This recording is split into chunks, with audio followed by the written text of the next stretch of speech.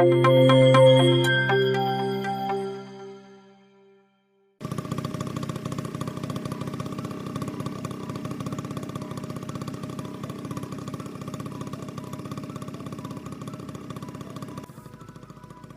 जी पहली बार अपने लड़के मोंटी को स्कूटर पर घुमाने निकले।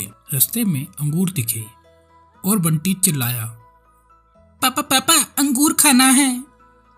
सरदार जी बोले, हमारे पंजाब में तो बड़े बड़े अंगूर मिलते हैं बेटा, ये तो अंगूरी है अंगूरी। और सरदार जी यह कहकर आगे बढ़ गए। इस बार बंटी को रास्ते में सेब दिखे और बंटी फिर चिल्लाया, पापा पापा सेब खाना है। सरदार जी तेज हंसते हुए बोले, हमारे पंजाब में तो बड़े बड़े सेब मिलते हैं बेटा, ये तो सेबी है सेबी। और सरदार जी यह कहकर आगे बढ़ गए। इस बार रास्ते में केले दिखे और बंटी फिर चिल्लाया, पापा पापा केला खाना है। सरदार जी फिर हंसते हुए बोले, हमारे पंजाब में तो बड़े बड़े केले मिलते हैं बेटा, ये तो केली है केली। और यह कहकर आगे बढ़ गए। इस बार बंटी को रास्ते में समोसे दिखे और बंटी फिर चिल्लाया, पापा पापा समोसा खाना है। सरदार जी तेज हंसते हुए बोले, हमारे पंजाब में तो बड़े बड़े समोसे मिलते हैं बेटा, ये तो समोसी है समोसी। ऐसे करते करते वो बंटी को लेकर घर आ गए और रास्ते में कुछ भी नहीं लिया। बंटी का गुस्सा 7वें आसमान पर था। बंटी की माँ ने पूछा, पापा के साथ घूमने में मजा आया? बंटी ने गुस्से में कहा, हमारे पंजाब में तो बड़े बड़े पापा मिलते हैं, ये तो पापी है पापी।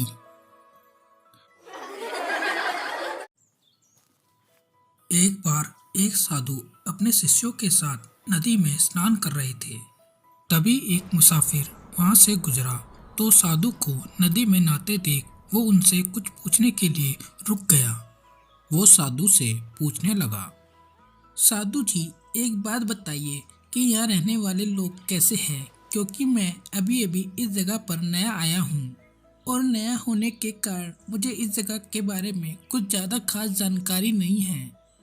इस पर साधु ने उस व्यक्ति से कहा कि भाई मैं तुम्हारे सवाल का जवाब बाद में दूंगा, पहले तुम मुझे ये बताओ कि तुम जिस जगह से आए हो वहाँ कैसे लोग रहते हैं।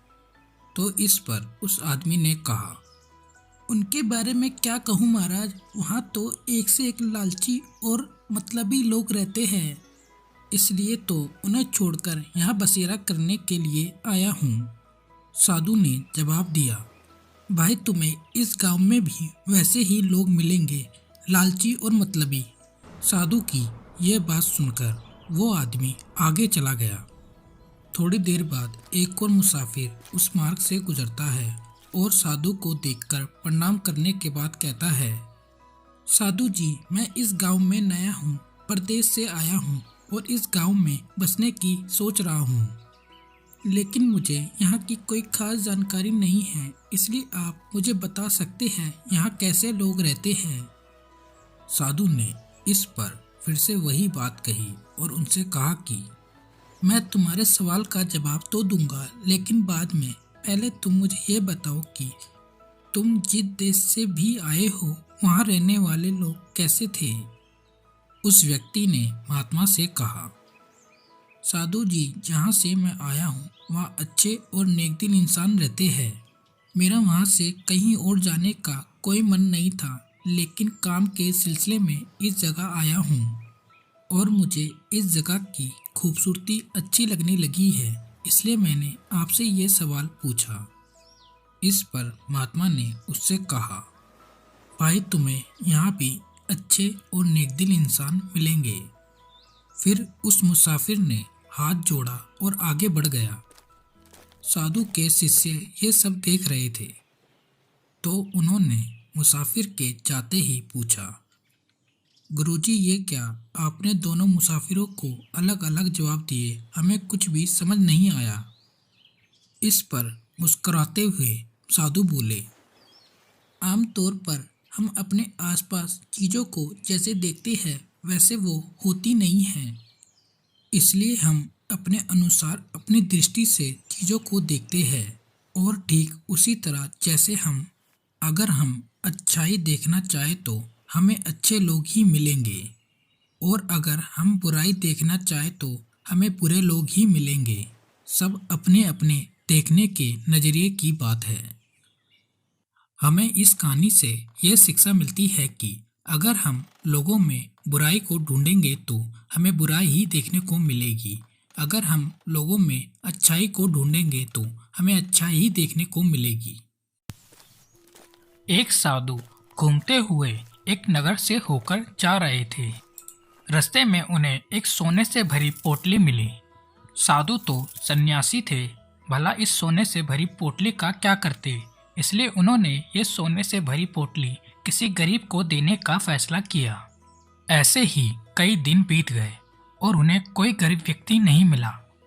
एक दिन वो रोजमर्रा के काम के लिए सुबह सुबह उठते हैं तो क्या देखते हैं, एक राजा अपनी सेना को लेकर दूसरे राज्य पर हमला करने के लिए उनके आश्रम के सामने से सेना सहित जा रहा है। साधु अपनी कुटिया से बाहर आए तो उन्हें देखकर राजा ने अपनी सेना को रुकने का आदेश दिया। राजा खुद आशीर्वाद के लिए ऋषि के पास आकर बोले, साधु, मैं दूसरे राज्य को जीतने के लिए जा रहा हूँ ताकि मेरा राज्य विस्तार हो सके, इसलिए मुझे विजय होने का आशीर्वाद दीजिए। इस पर साधु ने काफी देर तक सोचा और सोचने के बाद वो सोने से भरी पोटली राजा के हाथों में रख दी। यह देखकर राजा हैरान और नाराज दोनों हुए, लेकिन उन्हें इसके पीछे का कारण काफी देर तक सोचने के बाद भी समझ नहीं आया।